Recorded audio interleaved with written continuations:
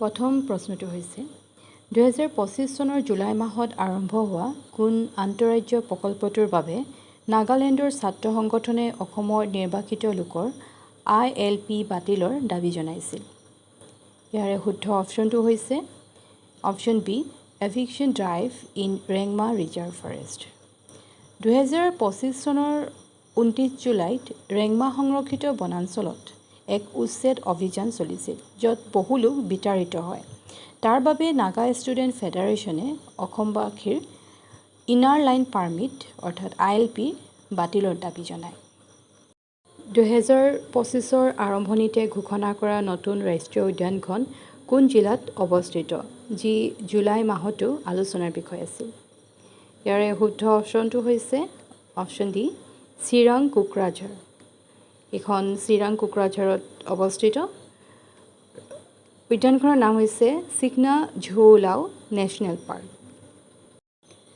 গজমিত্ৰ নামৰ আঁচনিখনৰ মূল উদ্দেশ্য কি যিখন জুলাই মাহত উলিওৱা হৈছে। ইয়াৰ শুদ্ধ অপশ্যনটো হৈছে option B reduce human elephant conflict through community volunteers হাতী আৰু মানুহৰ সংঘাত ৰোধৰ বাবে। এই আঁচনিখনৰ জৰিয়তে গ্ৰাম্যবাসী স্বেচ্ছাসেৱকক হাতীৰ গতিবিধি নজৰ ৰাখিবলৈ আৰু সংঘাত ৰোধ কৰিবলৈ প্ৰশিক্ষণ দিয়া হৈছে।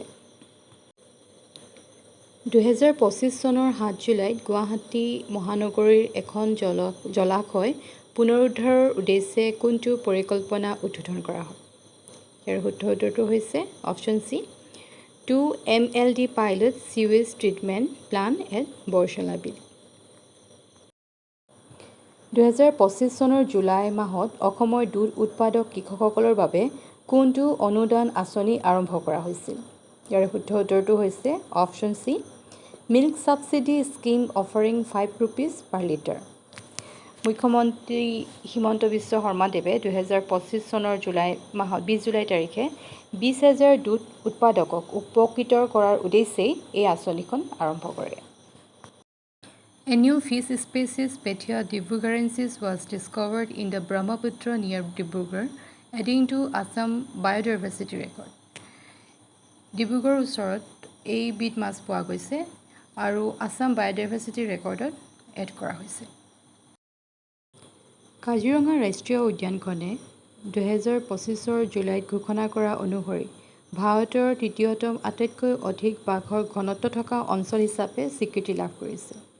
2022ত বাঘ আছিল 104টা আৰু 2025ত 148টা বাঘ আছে বুলি পোৱা গৈছে। গুৱাহাটীৰ ওচৰৰে সোণাপুৰত ভাৰতৰ প্ৰথম একুৱাটেক পাৰ্ক উদ্বোধন কৰা হয় যি আধুনিক মাছ পালন পদ্ধতি যেনেকৈ বায়'ফ্লক একুৱাপনিক্স এনেকুৱা ধৰণৰ পদ্ধতি প্ৰচাৰ কৰে। অসমে মাছ উৎপাদনৰ ক্ষেত্ৰত 4ৰ্থ স্থানত আছে।